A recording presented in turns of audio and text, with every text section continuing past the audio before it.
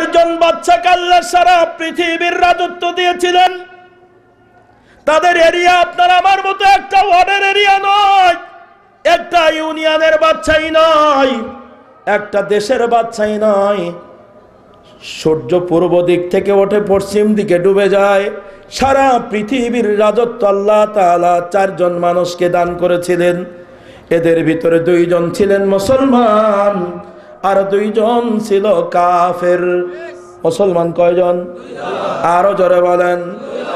সারা পৃথিবীর মুসলমান যারা ঈমান এনেছে, যারা এই দুইজন আল্লাহর গোলামকে, এই দুইজন ব্যক্তির দিকে তাকাইয়া তাদের ঈমান মজবুতি করতে হবে, নিজের জীবনটাকে সংযত করতে হবে। বেঈমান কাফের যারা, তারা বাহাদুরি করে আগানোর সুযোগ নাই।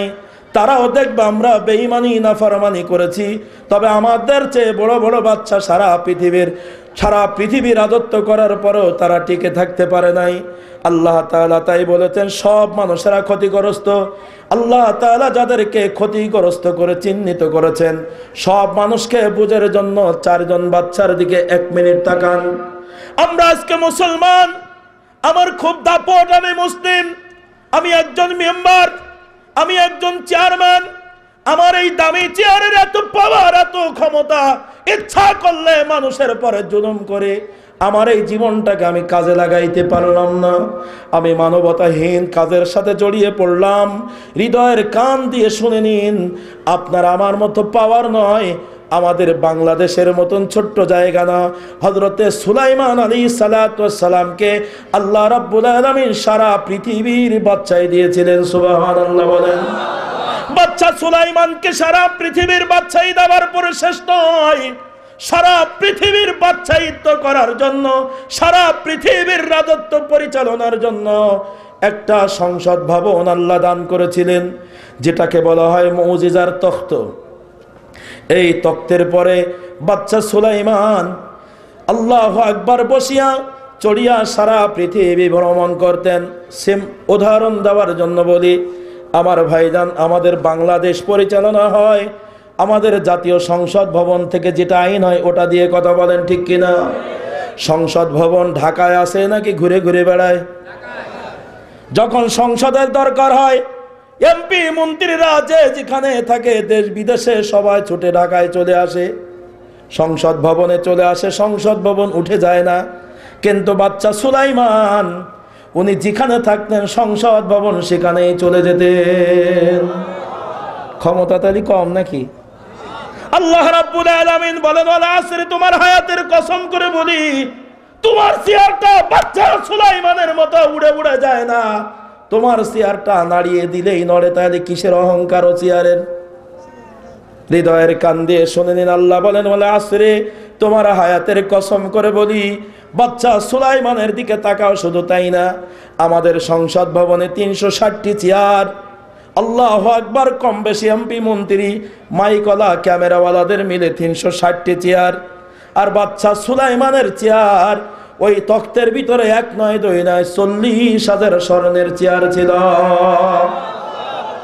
সফিনায়ে নূহের ভিতরে মুফতি শফি রহমাতুল্লাহ আলাইহি লেখেন, তাফসীরে মারিফুল কোরআনের লেখক মুফতি শফি রহমাতুল্লাহ আলাইহি লেখেন, বাদশা সুলাইমানকে যে মুজিজার তখ্ত দান করা হয়েছিল, ওই তখ্তটা দৈর্ঘ্যে প্রস্থে 4 বর্গ মাইল ছিল। তার মানে আমাদের এই মঞ্চের মতন। কথা বলেন, কথা বলেন। 4 বর্গ মাইল মানে কি? অঙ্কে যেটা বলে, আড়েও 4 মাইল, লম্বায়ও 4 মাইল, এটাকে বলা হয় 4 বর্গ মাইল। এখান বসে আপনি এখন হিসাব করেন কত ছোট। এই বিশাল 4 বর্গ মাইলের সংসদ ভবনের ভিতরে 1 নয় 2 নয় 40,000 স্বর্ণের চেয়ার ছিল। 40,000 স্বর্ণের চেয়ারের ভিতরে একটা সিংহাসন ছিল, যার নাম ছিল জমরুদি ইয়াকুত। ইয়াকুত পাথর দিয়ে তৈরি করা। বাদশা সুলাইমান ওই চেয়ারের উপরে বসে সারা পৃথিবী 24 ঘন্টায় 40,000 স্বর্ণের চেয়ারে উপবেশনকারী দেহ দানব মানুষদের দিয়ে সারা পৃথিবী 24 ঘন্টায় একবার ভ্রমণ করতেন। আল্লাহ তাআলা বলেন, ওয়াল আসরি, তোমার হায়াতের কসম করে বলি, এ আখিরি জমানার মানুষেরা বাহাদুরি করো না, ক্ষমতার অপব্যবহার করো না। বাচ্চা সুলাইমানের মতন পাওয়ার কিন্তু তোমাকে দেওয়া হয় নাই। কথা বলেন, কথা বলেন।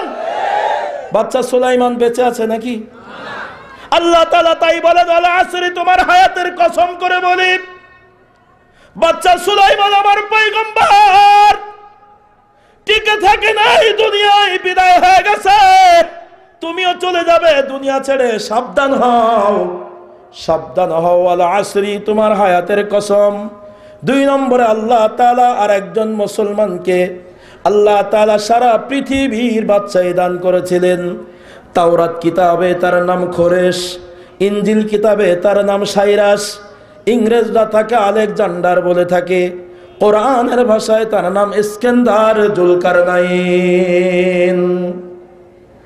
বাচ্চা জুলকারনাইনকে আল্লাহ রাব্বুল আলামিন সারা পৃথিবীর বাদশাহী দিয়েছেন এবং প্রমাণ করেছেন, হে আখিরি জামানার মানুষ, ওয়াল আসরি, তোমার হায়াতের কসম করি, তোমার ক্ষুদ্র জীবন, 1 থেকে জন্ম নিয়ে তাকিয়ে দেখো 50, 60, 70, বর্তমান আমাদের সময়ে 70-80 বছরের মানুষ পাওয়া বড় কষ্ট হয়ে যাচ্ছে। কথা বলেন ঠিক কিনা? এখান থেকে আমরা ছোটবেলায় 25, 30, 40 বছর আগে, যদিও আমার বয়স এখনো 40 হয় নাই, তবে কাছাকাছি সময় ছোট থেকে দেখেছি গ্রামে 100 বছরের মানুষ পাওয়া যেত, 110 বছরের মানুষ পাওয়া যেত। কিন্তু এখন তাকে দেখেন 60, 70, 80 বছর, 90 বছর, এর ভিতর আমাদের গোটা সমাজ ক্লোজ হয়ে যাচ্ছে। 100 বছরের মানুষ পাওয়া বড় বিরল হয়ে গেছে। কথা বলেন ঠিক কিনা? আল্লাহ তাআলা বলেন, ওয়াল আসরি, তোমার হায়াতের কসম করে বলি, তোমার মতো ক্ষুদ্র জীবন নয়, এই ক্ষুদ্র জীবনের বাহাদুরি করো না, তোমার জীবনকে সংযত করে নাও। কারণ বাচ্চা জুলকারনাইনকে আল্লাহ রাব্বুল আলামিন আপনার আমার মতন 50, 60, 70, 80, 100 বছর হায়াত না, বরং সফিনাই নূহের ভিতরে মুফতি শফি রহমাতুল্লাহ আলাইহি বলেন, বাচ্চা জুলকারনাইনকে আমার আল্লাহ তাআলা 1 নয় 2 নয় 1600 বছর হায়াত দান করেছিলেন। কত বছর? আরো জোরে বলুন না। আপনার কত? এত বাহাদুরি, এত অহংকার, কিসের এত দাপট আপনার? বাচ্চা জুলকারনাইনকে 1600 বছর হায়াত দান করেন, উম্মতে মুহাম্মাদীকে নসিহত করলেন, আমার আল্লাহ, ওয়াল আসরি, তোমার হায়াতের কসম করে বলি, তোমার ছোট্ট হায়াত নিয়ে তুমি বাহাদুরি করো না, হায়াতের মূল্য দাও, জীবনকে মূল্য দাও, সময় দাও। জীবনের সময়কে যদি তুমি কাজে লাগাইতে পারো তুমি সফল কাম, তা না হলে তুমি কিন্তু ক্ষতিগ্রস্ত। জোরে বলেন ঠিক কি ঠিক না? বাচ্চা জুলকারনাইনকে 1600 বছর হায়াত দিয়ে কি শিক্ষা দিলেন? এ উম্মতে মুহাম্মাদী আমার ভাইরা, শিক্ষাটা হলো এই, বাচ্চা জুলকারনাইনকে কি আল্লাহ তাআলা হায়াত দিয়ে আমাদের শিক্ষা দিলেন। আজকের আমাদের যদি একটা মোটর সাইকেল থাকে, তো হাঁটা মানুষের চেয়ে মোটর সাইকেলওয়ালার একটু ভাব বাড়ে। কথা বলেন না কেন? মোটর সাইকেলওয়ালা যিনি, ওনার একটু ভাবে যাওয়া হয়। যদি মোটর সাইকেল বাদ দিয়ে একটু প্রাইভেট কারে ওঠে, তাহলে ভাব আরো বাড়ে না কমে? কথা বলেন, বাড়ে। যদি পাজারো কিনতে পারে আরো বাড়ে, যদি প্যারাডো কিনতে পারে, BMW, উরে বাবা, ঘাড় দিন দিন ফলে। ভাইজান, আপনার মোটর সাইকেলটা 1 লিটার তেল পুড়লে 50-55 কিলো যে সর্বোচ্চ বন্ধ হয়ে যায়, আর চলে না। নিচে যদি একটা কাটা ফোটে, গাড়ি এখন ঠেলা লাগে, মাথার ঘাম পায়ে পড়ে, টপ টপ করে গাড়ি, আর চলে না। এটা কথা বলেন, কথা বলেন। অহংকার কোথায় গেল আপনার? একটা কাটার কাছে শেষ। কথা বলেন, অহংকার কোথায় গেল? তার যদি একটু লুজ হয় আর স্টার্ট হবে না, ঘেমে যাবেন, মিস্ত্রি ছাড়া হবে না, তাহলে কিসের অহংকার? ও ভাই, মোটর সাইকেল বাদ দিয়ে যখন আপনি প্রাইভেট কারে যাবেন, যদি এসি চালান, 7-8 কিলো যে বন্ধ হয়ে যাবে। এসি না চালাইলে লং রোডে 10-12 কিলো 13 কিলো পেয়ে যাবেন। পাজারো গাড়ি, প্যারাডো গাড়িতে যান, এসি চালান, 5-6 কিলো যে 1 লিটার তেল বন্ধ হয়ে যাবে। ইঞ্জিন যদি নষ্ট হয়ে যায় আপনি ঠেলেও সোজা করতে পারবেন না। কিসের এত অহংকার যে গাড়িতে তেল ভরার পরে তেল ফুরিয়ে গেলে আর তোমার কথা শোনে না। আমার ভাইজান, হৃদয়ের কান্দে শুনে নিন, সর্বোচ্চ গতিতে আমরা চলি বিমানে, রকেটে, ওর নির্দিষ্ট তেল আছে, নির্দিষ্ট তেল ভরার পরে আপনি চেয়ে ধরুন আমাদের এই বাংলাদেশের পুরো অপোজিট সাইড হলো আমেরিকা। আমাদের দেশে যখন বেলা 12টা, আমেরিকায় তখন হিসাব করে দেখা গেছে রাত 12টা। সম্পূর্ণ উল্টা সাইড। আমেরিকায় যাওয়ার জন্য 16 ঘন্টা জার্নি করে যে এই দ্রুতগামী বিমানটা, মাঝখানে যে আবার কিন্তু একটু দাঁড়িয়ে রেস্ট নেয়, তা না হলে বিমানের পাখা জ্বলিয়ে যাবে। কথা বলেন না কেন? এই বিমানে চলার পরে আমাদের অহংকার, যান না রাখলে পুড়ে যাবে, জ্বলে যাবে। আমার ভাইজান, বাচ্চা জুলকারনাইনের দিকে তাকান। আল্লাহ বলেন ওয়াল আসরি, তোমার হায়াতের কসম করি, বিমানে চড়ে, রকেটে চড়ে, গাড়িতে চড়ে অহংকার দেখায় না।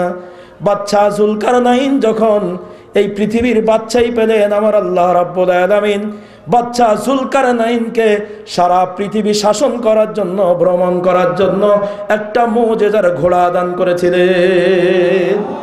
কি দান করেছিলেন? ঘোড়া দান করেছিলেন। সফিনাই নূহের ভিতরে মুফতি শফি রহমাতুল্লাহ আলাইহি বলেন, বাচ্চা জুলকারনাইনের ঘোড়াটা যখন পৃথিবী ভ্রমণের উদ্দেশ্যে দৌড়াইত, বাচ্চা জুলকারনাইন ঘোড়ার পিঠে উঠে ঘোড়ার গায়ে আঘাত করতো, যাও, ঘোড়াটা তখন দৌড়ানো শুরু করত। ঘোড়া যখন দৌড়াইতো এদিকে দিকে, ঘোড়া যখন দৌড়াইতো, ঘোড়া দৌড়ানো শুরু করলে যেখান থেকে লাফ দিয়ে যেই জায়গায় যে পড়তো, এক লাফের মাঝে 1 নয় 2 নয় 12,000 মাইলের ব্যবধান পড়ে যেত। বাচ্চা জুলকারনাইনের ঘোড়ার চেয়ে তোমার গাড়ির দাপট বেশি। কথা বলেন? এক লাফে যেই ঘোড়া 12,000 মাইল দৌড়ায়, সারা পৃথিবী জীবনে 2 বার ভ্রমণ করেছেন বাচ্চা জুলকারনাইন, তিনি আজ দুনিয়ায় নাই। আমার আল্লাহ রাব্বুল আলামিন তাই বলেন ওয়ালা আসরি, তোমার হায়াতের কসম করে বলি, আল্লাহু আকবার, তোমার হায়াতের কসম করতেছি, তোমার জীবনের কসম করতেছি, তোমার জীবনটা, তোমার সময়টা কিন্তু আসরের রক্তের মতো টলমল করতেছে। তোমরা অহংকার করো না, দাপট দেখাও না, দুর্বলের প্রতি অত্যাচার করো না, তুমি সংযত হয়ে যাও। কারণ আমি আল্লাহ তোমাকে জানাইলাম, যারা তোমাদের জীবনকে মূল্যায়ন করলে না, ইন্নাল ইনসানা লাফি খুসর, নিশ্চয় সেই মানুষগুলো, নিশ্চয় ওই মানুষেরা হলো ক্ষতিগ্রস্ত। একবার চিৎকার দিয়ে বলেন আল্লাহু আকবার। 1,500 বছর পূর্বে আল্লাহর নবী রহমতে আরবি এই আয়াত যখন সাহাবায়ে কিরামের সামনে শুনিয়ে দিলেন, একদিন সাহাবায়ে কিরাম আল্লাহর নবীর কাছে ডাক দিয়ে বলে, ইয়া রাসূলুল্লাহ, আল্লাহ তাআলা বলেছেন সব মানুষেরা ক্ষতিগ্রস্ত, তাহলে একজন ডাক্তার ক্ষতিগ্রস্ত, একজন ইঞ্জিনিয়ার ক্ষতিগ্রস্ত, একজন কৃষক ক্ষতিগ্রস্ত, একজন চাকরিজীবী ক্ষতিগ্রস্ত, একজন আলেম ক্ষতিগ্রস্ত, একজন ইমাম ক্ষতিগ্রস্ত। আল্লাহু আকবার। এক বাক্যে সারা পৃথিবীর সকল মানুষকে আল্লাহ তাআলা এক বাক্যে বলেছেন ক্ষতিগ্রস্ত। আল্লাহর নবী, আমরা ঈমান এনেছি, আমরা আমলে সালেহ করেছি, আমরা সৎ পথে মানুষদের ডাকি, অসৎ কাজে আমরা বাধা দেই, ইয়া রাসূলুল্লাহ, তাহলে আমরাও কি ক্ষতিগ্রস্ত? আল্লাহর নবী রহমতে আরবি ডাক দিয়ে বলেন, আমার উম্মতেরা রে, ও আমার সাহাবীরা শুনে রাখো।